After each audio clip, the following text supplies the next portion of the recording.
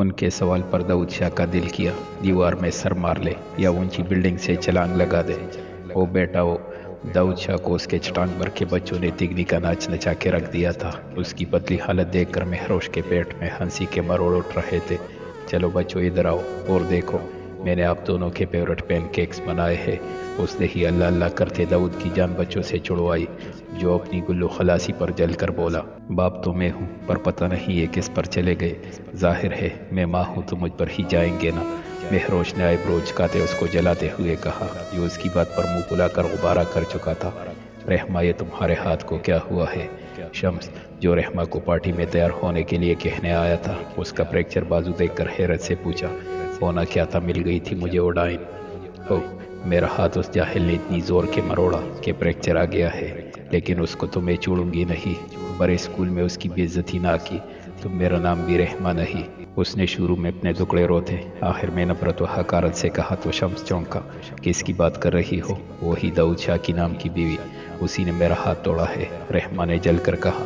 اوہ، شمس کے لب گول شیپ میں توصیفی انداز میں کھلے۔ کچھ تو بات تھی داؤد شاہ کی بیوی میں جو اسے متوجہ کر رہی تھی۔ بے شک وہ خوبصورت تھی اور خوبصورتی شمس کی کمزوری تھی، مگر اس کو اپنی طرف مائل مہر کی خوبصورتی نے نہیں بلکہ نڈر طبیعت اور ذہانت نے کیا تھا، جو رحمہ میں تو نام کی بھی نہیں تھی۔ شمس نے اپنی بیوی کو دیکھ کر سر جھٹکا۔ اب اسے جلد سے جلد مہروش سے ملنا تھا اور اسے خود کی طرف متوجہ کرنا تھا، اور وہ آج ہی اس سے ملنے کا ارادہ کر چکا تھا، چاہے اسے داؤد کے گھر ہی کیوں نہ جانا پڑتا۔ آئی ایم کمنگ مہر مائی پریٹیسٹ لیڈی، اس نے سرگوشی کے انداز میں بڑی گہری لہجے میں کہا۔ اب اس کے ناپاک ارادے کیا تھے یہ تو وقت کے ساتھ ساتھ پتہ چلنا تھا۔ مہر کدھر ہو یار؟ میرا ٹاول نہیں مل رہا، آ کر دو مجھے۔ داؤد کی آواز پر وہ جھنجھلا کر رہ گئی۔ صبح سے وہ اسے 10 دفعہ اپنے ہر چھوٹے موٹے کام کے لیے جان بوجھ کر بلا لیتا اور پھر اس کے آنے پر مانی خیز نظروں سے دیکھتا تو کبھی اس کے ساتھ گستاخیاں کر کے اس کی جان سولی پر لٹکائے رکھتا۔ اب 10ویں بار بلانے پر مہر کا دل کیا کہ داؤد کی گردن اس کے ہاتھ میں ہوتی اور اس کی گچھی مروڑ دیتی، جو صبح سے سستے عاشقوں کی طرح حرکتیں کر رہا تھا۔ اس نے گہرا سانس کھینچا اور کمرے میں داخل ہوئی۔ ٹاول کو بیڈ پر پڑا دیکھ کر اس کا غصہ سوانیزے پر پہنچا۔ بھلا کیا تھا جو اگر وہ ٹاول اپنے ساتھ واش روم لے جاتا؟ دے بھی دو یار، کس مراقبے میں چلی گئی ہو؟ داؤد شاہ نے اسے چڑھاتے ہوئے کہا تو اس نے ہونہار نظروں سے اسے دیکھا۔ یہ لے، اس نے ایک چٹکی سے ٹاول پکڑتے داؤد کو دیا، جو واش روم سے ہاتھ باہر نکالے ٹاول ملنے کے انتظار میں کھڑا تھا۔ یار قریب تو آؤ، بھلا میں اتنی دور سے ٹاول کیسے پکڑوں گا؟ تم بھی حد کرتی ہو۔ مہروش نے مشکوک انداز میں اسے دیکھا۔ کہا وہ سچ میں سیریس ہے یا بس اسے تنگ کر رہا ہے؟ مہر، میں آفس کے لیے لیٹ ہو رہا ہوں۔ داؤد کی جھنجھلائی ہوئی سنجیدہ آواز پر اس نے مطمئن ہوتے اپنا ٹاول والا ہاتھ واش روم کی طرف بڑھایا، لیکن دیکھتے ہی دیکھتے داؤد شاہ نے ٹاول سمیت اس کا ہاتھ کھینچ کر اسے بھی واش روم میں گھسیٹ لیا تھا۔ وہ ایک چیخ کے ساتھ داؤد شاہ کے برہنہ کسرتی سینے سے آ لگی تھی اور آنکھیں زور سے میچلی تھی۔ داؤد اس کے یوں شرم سے آنکھیں بند کرنے پر اپنا قہقہ ضبط کرنے لگا۔ آنکھیں کھولو، اس نے رعب سے کہا۔ کیا آپ مجھے پاگل سمجھتے ہیں؟ ایک تو آپ بغیر کپڑوں کے ننگو پنگو گھوم رہے ہیں اور اوپر سے مجھ سے کہہ رہے ہیں آنکھیں کھولو۔ ہاؤ چیپ مسٹر داؤد۔ مہروش کا اس کی الٹی فرمائش پر صدمے سے منہ کھل گیا تھا، تبھی اس کی بات پر اپنی بند آنکھوں پر ایک ہاتھ سختی سے جمائے لب بھیجتے بولی۔ اس کی بات پر داؤد کا قہقہہ بے ساختہ تھا۔ یار آنکھیں کھولو، میں نے کپڑے پہن رکھے ہیں، اس نے اسے چڑھتے کہا۔ کیا آپ سچ کہہ رہے ہیں؟ اس نے کسی اندیشے کے تخت پوچھا۔ جی جناب، 100%۔ اس کی بات کا یقین کرتے اس نے اپنی آنکھیں آہستہ آہستہ کھولی تو داؤد شاہ کو صرف ایک اکلوتے ٹاول میں دیکھ کے اس کا چہرہ سرعت سے سرخ ہوا اور اس نے اپنی نظروں کا رخ فوراً سے بیشتر دائیں طرف موڑا۔ کتنے چچورے ہیں آپ، مجھے کہہ رہے ہیں کہ کپڑے پہن رکھے ہیں اور یہاں سلمان خان بنے گھوم رہے ہیں بغیر شرٹ کے؟ نا، میں بوجھتی ہوں شرم بیچ رکھی ہے آپ نے۔ مہروش نے ایک ہاتھ کمر پر ٹکاتے لڑاکا عورتوں کی طرح اسے کری کری سناتے کہا تو وہ داد دینے والے انداز میں اسے دیکھنے لگا۔ مگر بیوی سے تو کوئی پردہ نہیں ہوتا نا، اس نے مہر کے قریب کسکتے کہا تو مہر نے پیچھے ہو کر فرار ہونا چاہا، مگر داؤد باہوں کا گھیرا تنگ کرتا اس کے جانے کی تمام راہیں مسترد کر چکا تھا۔ देखे। मेहर ने कपकपाते लहजे में उसे समझाना चाहा। देख ही तो रहा हूँ। दाऊद ने फौरन उसकी बात चकते गहरे लहजे में कहा तो उसके इतने करीब आने पर स्टिपटा गई। मुझे जाने दे, बच्चे मेरा इंतज़ार कर रहे होंगे, उसने मनमनाते हुए कहा। और जो तुम मुझे इंतज़ार की सूली पर लटकाए रखती हो वो मेरे भी तो कुछ हुकूक है ना, उसने मेहर का निचला लब से हिलाते कहा। तो उसका इरादा समझकर फौरन लब मुँह के अंदर बेंच गई। दाऊद उसकी हिफाजती तदबीर पर मुस्कुरा दिया। देखिए अपने हाय, मुझे जाने दे वरना, मेहर ने धमकी के अंदाज में कहा। वरना क्या, अब तो मैं तुम्हें बिल्कुल भी जाने नहीं दूंगा, बल्कि अपने साथ तुम्हें भी नहलाऊंगा। इससे पहले कि वो कुछ समझती उसने शावर ऑन किया तो मेहर बौखला गई। शावर की गिरती बूंदों ने उसके कपड़े गीले कर दिए थे, जो उसके जिस्म के साथ चिपक कर तमाम नशे बपरा जाहिर कर रहे थे। ये क्या किया आपने? मैं अभी सुबह ही नहाई थी, मेहर सदमे में गहरी आवाज़ से बोली और हाथ आगे करती अपने जिस्म को डांपने की कोशिश करने लगी। शर्म के मारे उसका दिल किया ज़मीन में गड़ जाए। तो क्या हुआ, मेरे हुकूक पूरे करना तो तुम्हारा फर्ज है ना। दाऊद की नमवाज और सुलगती सांसों ने उसकी गर्दन पर गर्दिश की तो उसको अपना सांस सीने में अटकता महसूस हुआ। दाऊद, वो कपकपाते लहजे में बोली, इस पल को महसूस करो और मुझे डिस्टर्ब मत करो, मैं भी सिर्फ तुम्हारे तन मन में उतरना चाहता हूँ। ये कहते ही वो उसके लबों पर अपने लबों की सख्त सुलगती ग्रिप जमा गया था और उसकी सांसें पल में रोक गया था। पानी में बिकते दो वजूद दुनिया व किस्मत से अनजान एक दूसरे में कोते चले गए थे। महरोश की मुज़ाहिमत आज फिर काम नहीं आई थी और वो बेबसी से देखती रह गई थी दाऊद को, जो उस पर अपनी जुनून हेजी लुटा रहा था। ये अगले दिन की बात है जब मेहर ने केपे में दाऊद को किसी और लड़की के साथ बैठे देखा।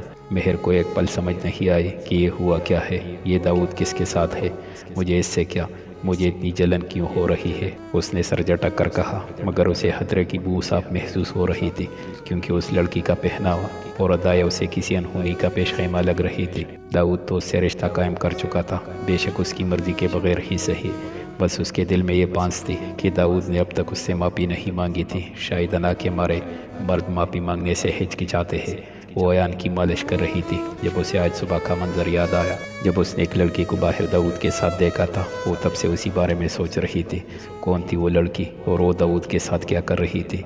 उसने इधर उधर पेंडुलम की तरफ मार्च करते खुद से कहा। एकदम ही शदीद जलन का एहसास हुआ था उसे। वो तो कभी वो हाज को किसी के साथ बर्दाश्त नहीं करती थी, तो अब भला दाऊद को किसी और के साथ कैसे देख पाती। वो भी दिल से उसे शोहर मान चुकी थी। वो अलग बात थी कि उसके आगे बहुत बावकाती थी, नखरे दिखाती थी, मगर दिल ही दिल में उसे चाहने लगी थी, जिसका एहसास उसे शिद्दत से हो रहा था। अगर अब मुझे वो चमक चलोन के पास दिखी तो उसके पर कुतर दूंगी मैं। वो दिल में मुसम्मम इरादा किए नीचे बढ़ गई, जहाँ उसके बच्चे उसके मुंतज़िर थे। दाऊद शाह इसमें मसरूफ़ था। जब महरोश के बड़े भाई ने उसे कॉल की थी, अस्सलाम वालेकुम दाऊद मियाँ, आप तो ऐसे हमारी बहन को लेकर गए कि घर का रास्ता भूल बैठे हैं। अब तो आपकी शादी की भी 100 साल का अरसा बीत चुका है और आपने महरोश के साथ एक बार भी घर का चक्कर नहीं लगाया। उनका शिकवा भी बजाता। दाऊद ने माता 2 उंगलियों से मसला, वो इतनी ज़रूरी बातें कैसे भूल जाता था। आखिर उसने ये कभी क्यों नहीं सोचा कि मेहर का भी तो अपने घर जाने का दिल करता होगा, मगर वो उससे कहती भी कैसे। दाऊद शाह ने कौन सा उसे अपनी मर्जी करने की इजाज़त दी थी, मगर वो ये नहीं जानता था कि वो ख़ुद भी उनसे रब्ता नहीं करना चाहती थी। वालेकुम अस्सलाम जी भाईजान, आई एम रियली सॉरी, मैं काम में इतना मसरूफ़ था कि मेहर को आपकी तरफ ही ला न सका। इंशाल्लाह हम ज़रूर चक्कर लगाएंगे, उसने बात को समेटना चाहा। फिर कभी नहीं मियाँ, आज ही हमने आप लोगों के लिए दावत का एहतमाम किया है। मुझे उम्मीद है कि आप हमारा दिल रखेंगे और ज़रूर शिरकत करेंगे। वो ये कहते उसके तमाम बहाने मुस्तरद कर चुके थे। वो बेबस उनसे कल आने का वादा कर चुका था और कोई चारा भी तो नहीं था उनके इतने मुखलिस इसरार पर। वो उनकी बात रद्द नहीं कर पाया था और उनसे कल आने का वादा करता खुदा हाफिज़ कह गया।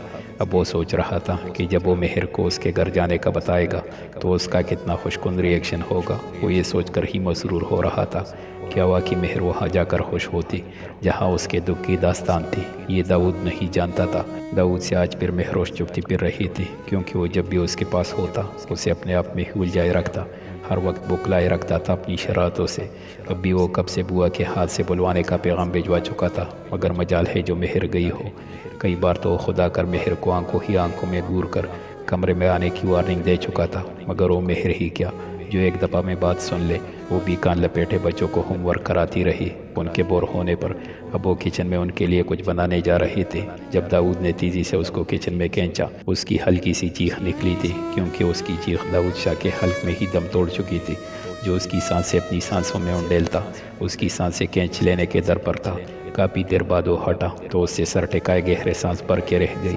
ये मुझे नज़रअंदाज करने की अदना सी सज़ा थी। अगर अब तुम नहीं चाहती कि रात को मैं जालिम बन जाऊं तो याद रहे, कमरे में जल्दी आ जाना, मुझे इंतज़ार पसंद नहीं। दाऊद शाह ने उसके निचले लब को रब करते एक हाथ से उसके बालों की लटों को कानों के पीछे उड़सते कहा, जो उसके गर्म लम्स पर बौखला सी गई थी, और फौरन शेल्फ से लगी ज़ोरों शोर से सर हिलाने लगी, जैसे वो कहीं उसे अभी ही ना ज़बरदस्ती कमरे में उठा कर ले जाए।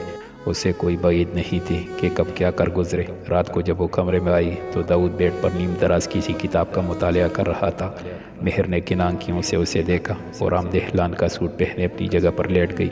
आंखें बंद करने में उसने देर नहीं की थी, लेकिन थोड़ी ही देर गुजरी थी कि पेट पर रेंगती उंगलियां महसूस करते उसकी जान हवा हुई थी, और सोने पे सुहागा गर्दन पर तपिशज़दा सांसों का लम्स महसूस हो रहा था। महरोश अभी उससे न संभली थी कि दाऊद ने खींच कर उसको अपनी गिरफ्त में लिया और उसके कमर दाऊद के सीने से जा लगी। बीवी सोने की तैयारियां इतनी जल्दी, वो भी मेरे बगैर, नॉट फेयर। उसकी बातों से खतरे की बू महसूस करते वो मनमनाते हुए बोली, दाऊद प्लीज सोने देना, मैंने सुबह बच्चों को स्कूल जाने के लिए भी तैयार करना है। उसने लिजाजत से कहा तो वो ज़ेर लब मुस्कुरा दिया, ज़रूर मेरी जान, लेकिन उससे पहले मेरी बात सुनो। बच्चे स्कूल नहीं जा रहे क्योंकि वो भी हमारे साथ तुम्हारे घर दावत पर जा रहे हैं। दाऊद की बात पर जो मेहर ने सोने की तैयारियां की थी फौरन उसकी तरफ पलटी। व्हाट? नींद बग से उड़ी थी। कौन सी नींद? कहाँ की नींद? उसकी बात ने सारी नींद उड़ो चू कर दी थी। वो उस जगह पर जाना भी नहीं चाहती थी जहाँ से इतनी बुरी यादें वाबस्ता थी उसकी। नो नेवर, हम नहीं जा रहे। और हम वहाँ क्यों जाएंगे? मेहर ने सुनते ही झट इनकार किया था। दाऊद को वाज़ेह हैरत हुई, मगर कोई वजह भी तो हो इनकार की। उसकी बात पर वो फिर नबी में सर हिलाने लगी। नहीं तो नहीं। वो उसको नहीं बता सकती थी कि वो वहाँ कितनी तकलीफ से गुजरी है। ठीक है ना बताओ, लेकिन कल हम जा रहे हैं, इसलिए सुबह उनके लिए कुछ ले आना माल से। मेहर गुस्से से उसे देखने लगी, जिसने उसकी बात को कोई अहमियत ही नहीं दी थी। वो गुस्से से उसकी तरफ पीछा करके लेट गई। ये तुम मुंह मोड़ के क्यों सो रही हो? तुम्हारी भूल है, अगर तुम इस तरह के नखरे दिखाओगे और मैं मान जाऊंगा। उसकी बात को मेहर ने भी सिरे से नज़रअंदाज किया था। दाऊद भी 2 मिनट गुस्से से उसकी कमर को घूरते दूसरी तरफ मुंह करके लेट गया। वो जो इंतज़ार में थी कि वो उसे मनाएगा, उसकी उम्मीदों पर पानी पड़ गया था। अभी मेरी बात नहीं माने ना, अब कल पछताएंगे, फिर पता चलेगा, वो जले अंदाज में बोले। तो लब बेंच कर मुस्कुराहट जब्त करते सोता बना और उसकी नज़रअंदाजी पर क्लस के रह गई। सुबह ना ही मेहर माल गई, ना उनके लिए कुछ लाई थी। दाऊद ही जाकर जो लेना था वो ले आया। घर पहुंचा तो मेहर ने अभी तक बच्चों को तैयार नहीं किया था। तुम लोग तैयार नहीं हुए? दाऊद ने एक नज़र मेहर को देखते उन दोनों से पूछा। नहीं डैड, मम्मा कह रही है हम नहीं जाएंगे क्योंकि हम गुड बॉय है। उन दोनों ने अपनी दानिश में अच्छा जवाब पेश किया था। जाओ दोनों जाकर तैयार हो, तुम दोनों साथ चल रहे हो। उसने उन दोनों को कहते आखिर में मेहर को घूरते कहा तो फौरन बोल उठी, मेरे बच्चे वहाँ नहीं जाएंगे, रजिया और बुआ आप दोनों जाएं और बच्चों को तैयार करें। वो दोनों झट से उन्हें लिए वहाँ से गायब हुई, क्योंकि दाऊद शाह का गुस्सा शदीद होता था। तुम क्यों मेरे बच्चों को वहाँ लेकर नहीं जाना चाहती? हाँ बताओ मुझे, उसने महरोश के कंधों को जोड़ते हुए कहा। इसलिए ही ना कि मेरा बच्चा पाहज है और तुम उसे अपने घर वालों से मुतारिफ करवाते शर्मिंदगी महसूस करोगी। दाऊद शाह ने दुख से कहा। तो दुनिया जहाँ का सारा दुख मेहर की सुर्ख होती आंखों में से मिटाया था। एक बार फिर दाऊद शाह ने उसे एक नए सिरे से अज़ियत दी थी। क्या वो उसे ऐसा समझता था कि अपने ही बच्चों को लोगों में मुतारफ करवाते शर्मिंदा होगी?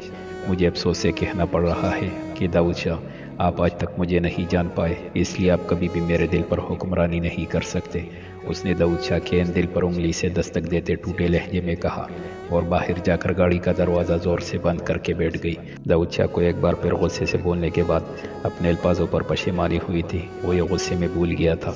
मेहर तो उसके बच्चों को स्कूल के बच्चों से भी ज़्यादा प्यार करती थी, फिर वो उसके बारे में ऐसा कैसे कह सकता था? जाने अनजाने में वो महरोश को फिर अपने से एक बार दूर कर चुका था, जिसके लिए वो जितना बचता था इतना कम था। फिर जैसे ही बच्चे तैयार होकर आए, उन दोनों को लिए गाड़ी में बैठा और एक नज़र महरोश पर डालकर ड्राइविंग स्टार्ट की।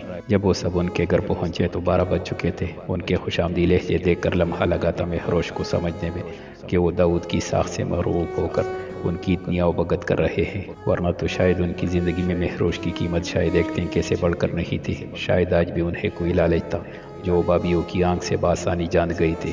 بابیا منہ کھولے اسے اتنی قیمتی لباس اور زیورات میں دیکھ رہی تھی، ڈائمنڈ کی قیمتی رنگ اس کے ہاتھوں سے شعائیں بکھیر رہی تھی، جس نے بابیوں کی آنکھیں خیر کر دی تھی۔ جو ہی وہ سب مہر سے ملنے آگے بڑھے، مہر ان کی طرف اپنے بڑے ہوئے ہاتھ نظر انداز کر کے اندر بڑھ گئی۔ وہ سب پیچھے شرمندہ ہو کر رہ گئے تھے، جبکہ بابیا منہ کھولے اس کا نخرہ دیکھ رہی تھی جو شادی کے بعد عروج پر تھا۔ وہ تو سمجھی تھی کہ دوسرا شوہر اپنے بچوں کی آیا بنا کر لے گیا ہوگا اور خوب خدمتیں کراتا ہوگا، مگر یہاں تو کایا ہی پلٹ گئی تھی۔ صاف پتہ چل رہا تھا کہ داؤد نے کتنے نازوں سے رکھا ہے اسے۔ بڑی عقل نہیں آ گئی اس میں، چھوٹی بابی منہ بناتے ہوئے بولی۔ داؤد ان کی بات پر بے وجہ ہی پشیمانی کا شکار ہوا تھا۔ وہ آگے پیچھے اندر داخل ہوئے تھے۔ مہر نے تو آتے ہی اپنی اطراف میں اپنے دونوں بیٹوں کو بٹھایا تھا تاکہ اس کے پاس کوئی اور نہ بیٹھ سکے۔ اس کی اس حرکت کو دیکھ کر باقی سارے دوسرے صوفوں پر بیٹھ گئے۔ ارے واہ مہر، تمہارے صحت تو کافی اچھی نہیں ہو گئی، بابی نے مسکراتے ہوئے اس پر طنز کیا تھا۔ ہوگی بھی کیوں نہیں، کیونکہ مجھے یہاں کی طرح وہاں پاکے نہیں کرنے پڑتے، اس نے بھی فوراً جواب پٹک مارا تھا، جس پر سبھی ایک لمحے کے لیے خاموش ہو گئے تھے۔ برا مت مانیے گا، میری بیوی کی مذاق کرنے کی عادت ہے۔ داؤد نے فوراً مہر کو گورتے ہوئے بات کو سنبھالا تھا جو ہوں کر کے رہ گئی تھی۔ بچے باہر بھائی کے بچوں سے کھیلنے چلے گئے تھے۔ بڑے بھائی کے کہنے پر داؤد ہی تھا جو بڑے بھائیوں سے بات کر رہا تھا، جبکہ مہر خاموشی سے بیٹی بس ان کو ملاحظہ کر رہی تھی۔ تائی اور تایا کے آنے پر وہ سب اٹھ کر ان سے ملے۔ مہر کو اب سمجھ آئی تھی تو یہ تھا بابی کا پلان، انہیں تائی کے سامنے ذلیل کرنے کا، کیونکہ تائی اب تک اسے وحاج کا قاتل گردانتی تھی۔ تایا نے آگے بڑھ کر اسے پیار کیا تھا، جبکہ تائی اسے چپتی نظروں سے دیکھ رہی تھی۔ بہت خوش نہیں ہو گئی تم؟ یہاں سے نکلنے کے بعد اتنی جلدی شادی کر لی، دوسرے شوہر کے بچوں کو سنبھال لیا اور ہنسی خوشی زندگی گزارنے لگی۔ تائی نے نفرت سے اس پر طنز کیا، جس سے حال میں خاموشی چھا گئی۔ داؤد نے فوراً مہر کو دیکھا کہ کہیں اسے برا تو نہیں لگا، لیکن اس کی نم آنکھیں دیکھ کے وہ بے چین ہوا جو اپنی تائی کو ہی دیکھ رہی تھی یکٹک۔ معاملہ اس کی سمجھ سے باہر تھا۔ مہر کے گھر والے آخر اس کے ساتھ اتنا پرایا سلوک کیوں کر رہے تھے؟ آپ نے بھی تو اپنے گھر سے کسی بوجھ کی طرح بہت جلد پھینک دیا تھا نا مجھے، پھر یہ گلا کیوں؟ اس نے آنسو کا گلا گونٹتے شکوہ کیا۔ آخر کیوں نہ نکالتی میں تمہیں باہر؟ تم میرے بیٹے کی قاتل تھی، میرے بیٹے کو مرے دیر ہی کتنی ہوئی تھی اور تم نے شادی رچا لی۔ کہاں گئی وہ محبت، وہ قسمیں، وہ وعدے؟ تائی کے دل جلے نشتر تو آج ختم ہی نہیں ہو رہے تھے۔ یہ کیا کہہ رہی ہو تم؟ چپ کرو، تایا نے انہیں روکا، مگر وہ کہاں باز آنے والی تھی، اور بابیا یہ شو بڑے مزے سے انجوائے کر رہی تھی۔ اگر آپ مجھے اپنے گھر سے باہر نہ کرتی تو آج بھی میں وحاج کی بیوہ ہوتی۔ اس سے محبت کا گواہ میرا خدا ہے، آپ لوگ نہیں، جو مجھ سے رشتہ رکھنا توہین سمجھتے ہیں۔ آپ نے غیر ضروری سامان کی طرح اٹھا کر مجھے باہر پھینکا، اور انہوں نے، اس نے بھائیوں کی طرف اشارہ کرتے کہا، انہوں نے مجھے کسی اور کے ذمہ ڈال دیا کیونکہ میں بوجھ جو تھی۔ میرا کوئی باپ نہیں تھا، نہ ماں نہ شوہر، مگر آج میرا محافظ میرے ساتھ کھڑا ہے۔ دیکھ لے، آپ بددعائیں دیتے نہ تکتی تھے، اور دیکھ لے میں آج خوش ہوں، خالی ہاتھ تو آپ رہ گئی ہے۔ مہر نے انہیں حقیقت کا آئینہ دکھایا۔ وہ لڑکی یہ کیا کہہ گئی تھی؟ سچ ہی تو کہا تھا اس نے، خالی ہاتھ تو وہ تھی جنہوں نے اپنے وحاج کی آخری نشانی کو بھی خود سے دور کر دیا تھا۔ ان سب کا منہ بند کرتے باہر اپنے پرانے کمرے میں چلی گئی تھی جہاں اس کی یادیں تھی، اور پھر وہاں وہ پوٹ پوٹ کر روئی تھی، اور زبان پر ایک ہی شکوہ تھا، وحاج یہ تم نے اچھا نہیں کیا۔ داؤد کو ایک دم یہاں آنے کا فیصلہ غلط لگنے لگا تھا۔ وہ اب سمجھا تھا مہر یہاں کیوں نہیں آنا چاہتی تھی۔ ان کے جانے کے بعد وہ بھی مہر کے پیچھے اس کے کمرے میں گیا تھا جو بہت خستہ حال تھا۔ وہ سامنے کسی لڑکے کی تصویر کے سامنے کھڑی تھی جس میں وہ لڑکا اور مہر جی جان سے ہنستے ایک دوسرے کو دیکھ رہے تھے۔ نہایت مکمل تصویر تھی۔ داؤد کو ایک دم یہ شدت سے محسوس ہوا کہ مہر کو اس نے زندگی میں اتنا خوش کبھی خود کے ساتھ نہیں دیکھا تھا۔ جلن ہوئی تھی اس شخص سے اسے شدید اس وقت۔ مہر، اس نے گلا کنکارتے کہا تو وہ ہوش میں آتی پلٹی۔ آپ؟ ہاں، باہر آ جاؤ، وہ کھانے کے لیے بلا رہے ہیں۔ وہ منہ دھو کر اس کے ساتھ ہی نکلی تھی باہر جہاں سب ڈائننگ ٹیبل پر براجماں تھے۔ ایان مہر کے ساتھ جبکہ ریان داؤد کے ساتھ بیٹھا تھا۔ کھانے کا دور شروع ہوا اور سب خاموشی سے کھانا کھانے لگے۔ ویسے مشکل ہوتا ہوگا نا اپنے بیٹے کی دیکھ بھال کرنا، آخر وہ چل نہیں سکتا، بیچارہ لنگڑا ہے نا، اور اوپر سے تمہیں زیادہ خیال بھی کرنا پڑتا ہوگا کہ کہیں کوئی تمہیں سوتیلی ماں کا تانا نہ دے۔ بڑی بابی نے بہت ہمدردی سے طنز کیا تھا اور یہاں مہر کی بس ہوئی تھی۔ اس نے زور سے چمچ پلیٹ میں پٹھا۔ تمیز سے بابی، اگر میں آپ کو کچھ کہہ نہیں رہی تو اس کا مطلب یہ نہیں کہ میرے منہ میں زبان نہیں۔ اگر آپ نے ایک بھی لفظ میرے بیٹے کے بارے میں کہا تو زبان گدی سے کھینچ لوں گی۔ اس نے بغیر کسی لحاظ کو ان کے بڑے خاندان میں بے عزت کر ڈالا تھا اور وہ بل بلا کر رہ گئی۔